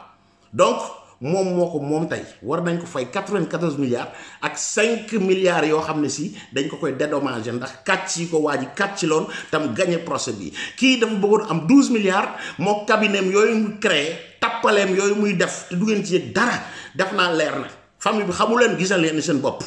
mu toog ak ñoom na muy décider ak nan la war a pincer gars yi chantage yi muy dundee ba am li mu bëggoon quoi pour lekk 12 milliards am presque ah. def ko ci gafakaab jox nañ leen numéro téléphone yaak numéro compte banque yaak compte banque yi nga xam ne moom fa la war a recevoir xaalis bi te newoon na moom xam na xaalis bi fu mu jaar ak dañ leen jox compte yaak di leen jox dara joxu leen ko jusqu'à présent ba fii ñu waxee génnewu fi dara démb gis ngeen ko mu génn ak lamiñam bu rëy mbalalalal di woo booy pour ñu génnaat ndax procès Barthélémy Dias ba heureusement bi ñu ko renvoyé ndax lañ bëggoon luñ campagne def nañ seen njombe Dakar bëgg ko jiñ ay Macky Sall léegi dem ba xam ne ci seen biir la léegi ñu bëgg ko forcer sénégalais yi que ne liste bi day jàll par force loi bi benn la pour ñëpp waaw liste boobu du fi jàll te élection day dem par force waaw c'est pas par hasard mu génn démb ngeen gis ko parce que xamoon ne tey la verdict Barthélémy bi ñu jéem a génne booy yi jaxase carte gi xam nga créer tension Dakar mais heureusement bi ñu ko renvoyé ba septembre nga xam ne élection yi yëpp jàll na ñu doog a wax waa ji parce que bu waree tëdd day dem tëdd gënu fi kenn waaw. kii nga xam ne taxaw naa ay groupe WhatsApp dafa nga ne kilifa leader c'est la première fois dans l'histoire ab politicien leader politique créé groupe WhatsApp di ku wax mu génneeg di dugal ak di génne quoi yow ku mënul gérer groupe WhatsApp mën na gérer réew question la ñu xool ki nga xam ne si actuellement nag mooy le journaliste Mousse Bane lan la waxoon foofu laa indi tàggoo ba ci fan yi incha allah fii léppay leer fii kenn du fi tappale seen manipulation yi day jàll du dem waaw sénégalais ñii duñ tus élection yi ñu ngi ñëw xool leen ñi ngeen di yóbbu ci assemblée ba tappalekat yi xoolal magu yi ñuy def seen biir ndax lépp te naan leen ñoom soxluñu ay poste xeexuñu poste ñii ngay mer ñii ngay génn fee ñi ngay saagante ñi ngay dóorante ñi ngay jamante te demaguñ fenn mbirum dana neex mbañ gàcce ga fa la mbir ma nekk seen carte yi jox leen ko nit yu wóor tegal leen ñu ay nit de valeur ci assemblée bi pas ces perroquets ces manipulateurs là peace and love Khadim Gueye TV la tudd boo ci bidoon na nga ko def yar ak teggin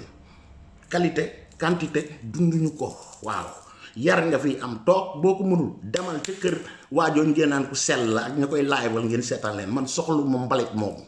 jàmm wax day am fin peace and love guys ba ci fan yi jaa ngeen jëf li mu wax dara du ci dëgg man journaliste la def naa investigation yor naa document yépp mais tey ji boo ko waxee ñu da nga ko contre parce que man xoolal mooy dama wax rek sama xolu far matériel bi appareil bi far ci man moo yàqu man dëgg rek ci lay xëy ci lay góob ce qu'il a dit ci 94 milliards dara du ci dëgg moom ci boppam moo doon xëccoog benn entreprise il a mu perte moom moo bëggoon jot il a signé un contrat avec un certain Dial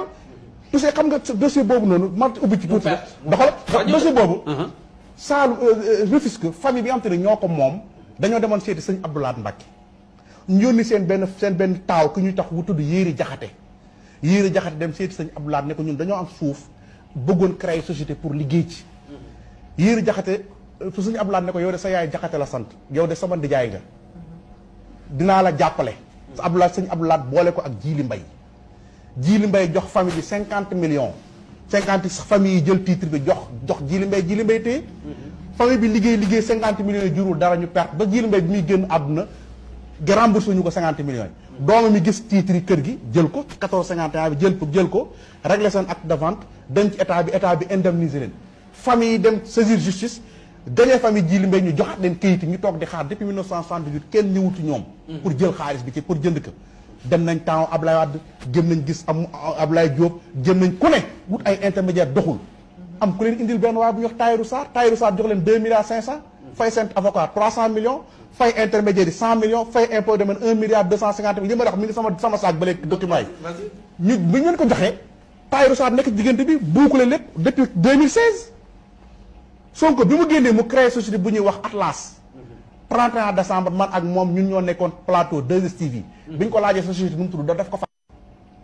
daf ko fàtte société bi Atlas la tudd mu créé Atlas waxtaan ak gars yi signé ak ñoom convention baa ngi sama saak jox ma sama saak ma génne document yi mi ngi mu xalal Atlas mu créé société bu ñuy wax Atlas bi Sonko créé société bi ñuy Atlas mu xam naa ni il a senti que affaire bi mën na am problème mu jëlaat dossier bi jox ko beneen entreprise bu ñuy wax Mercalex bu mu joxee entreprise Mercalex mu négocier gars yi signé contrat yi moom moo njëkk a signé moom moo ci njëkk a dugg bi ñu demee ba ci biir mu gis ne maintenant nag jox nañ ko am d'affaire bu tudd Tahirou Sarr mu daal di nag médiatiser affaire bi politiser ko yow déjà bi muy saisir plainte yi tudd ci benn yoon parti ni moom mi ngi woon ci biir dossier bi dafa def rek plainte def ko ak enquête partem xoolal Atlas mi ngi nii c'était en bonne année août 2018 dossier bi bouclé nañ ko depuis 2016 société Sonko ngi noonu xoolal wuy ma critiqué naa Macky Sall bañ yóbbu ma dig kon moi je dis la vérité et puis wuy ma man sama askan moo ma gënal xoolal moi je défends le peuple sénégalais et je dis la vérité loolu mooy titre fort ak xoolal wuy ma loolu mooy convention bi société Sonko signé ak famille bi beneen convention mi ngi nii Mercalex beneen convention Mercalex baa ngi noonu yaa ngi dégg après ñii ñoo ko signé wuy ma mu dem porter plainte ak Pastef pourquoi mu politiquer wuy ma pourquoi mu politiquer ak entête Pastef c'est parce que bële business la bii daf ko bëgg a politiser et ci biir plainte yi amul fenn mu ngi nii après plus de 8 mois d'investigation nous mettons à votre disposition des éléments qui pourraient être constitutifs d'un détournement buy def meeting politique day accuser Mamour Diallo mais ci kii accusé wul Mamour te fii dafa war a wax ne Mamour moo sàcc 94 milliards yi il faut que les gens respectent les Sénégalais xoolal compte bancaire Mercalex baa ngi nii Ah, c'est le parti qui a porté plainte. C'est le parti qui a porté plainte et ci suuf moom mooy def business. compte bancaire Mercalex baa ngi noonu. est-ce que comprendre nga. xam nga tey jii. man dama bëgg Sonko porter plainte Mamour Diallo parce que Mamour Diallo daf ko accusé. accusation yu très grave na porter plainte Mamour Diallo ci ay kër yu mu ko wax ne ko dafa demoon contrôler ji SICAP fa la lijjantee am fa kër ci bi muy contrôler SICAP mais écoute ñun suñu réew mi palais duñ ko jox n'importe qui palais rek la Sénégal la jullit ñi ak catholique yi bokk ak ñi gëmul dara église yi catholique yee leen moom jumaa yi jullit yee leen moom palais la ñëpp bokk ka fay dugg dañ koy xool Sonko nañu expliquer affaire yi te mu génne preuve yi muy accusé Mamour Diallo c'est extrêmement grave 94 milliards la c'est extrêmement grave bu doon France Sonko du nekk candidat fi yow xam nga lu ñu ko écarté ay costume yi ñu ko may lañ ko écarté France ay costume lañ ko may mu écarté Sénégalais yi dama bëgg ñu ubbi seen bët juróomi candidat itam nañ def seen déclaration de patrimoine pour xool lan la ñu am balaa ñuy jël balaa leen jox palais bi tey réew mi nañ ko bàyyi di caaxaare te gars yi nañ bàyyi di far te ñuy wax dëgg nañu bàyyi seen affaire u caaxaan yi na ko Mamour Diallo porte plainte et que moom tam mu sorti génn les preuves ni am na ay virement man dem naa ba gisanteeg Moustapha Ba le directeur du budget temps yëpp maa ngi ci liggéey dem naa ba gisanteeg famille bi li ma la wax ni famille bi ñoo ma ko nettali et dafa am benn waay bu ñuy wax Diall monsieur Diall moom ci héritier la mais du héritier direct ndax ay sœuram yu mu bokkal baay yu mu bokkal yaay ñoo nekk ay héritière bi Tayiru joxee 2,500,000 dafa def famille frère sœuram yooyu bu leen jël moom tam en tant que héritier nga xam ne moom bokku ci ay sœuram ñoo ci bokk mu représenté leen ci famille bi mu signé ak famille bi pour ñu jox ko 10% bu régler problème bi mu ñëw gis Sonko moom moo signé ak Sonko 12%. Sonko waxul gisul ak famille bi Sonko Diall la gisanteel ak Diall la donc c'est pas Sonko demandé wul 12% des 14 milliards Sonko il demandait 12% des 10% yi ñu war a jox Diall léegi pourquoi léegi boo ko waxee ñu ne da nga contre Sonko pourquoi man bi ma taxaw di wax Aliou Sall nañu jox suñu pétrole néew nit ñi tàccu man tamay wax la vérité li ci des xoolal sama yoon nekku ci li ma si bëgg a ajouter mooy gis nga li ma si bëgg a ajouter mooy su dee dafa porter plainte ak partem la porter plainte kon xam nga loolu c'est politique mais dafa def erreur encore en politique parce que loolu dafa waroon a xaar. maa ngi wér gu yaram gu mat sëkk canceruma ci lu ma yëgul jabetuma aw ma insuffisance rénale aw ma benn xeetu jàngoro maa ngi nii alhamdulilah. yàlla daf ma nattu ba may nekk gone ba fii ma toll nii ma ànd ak ay jàngoro yoo xam ne dafa laaj faju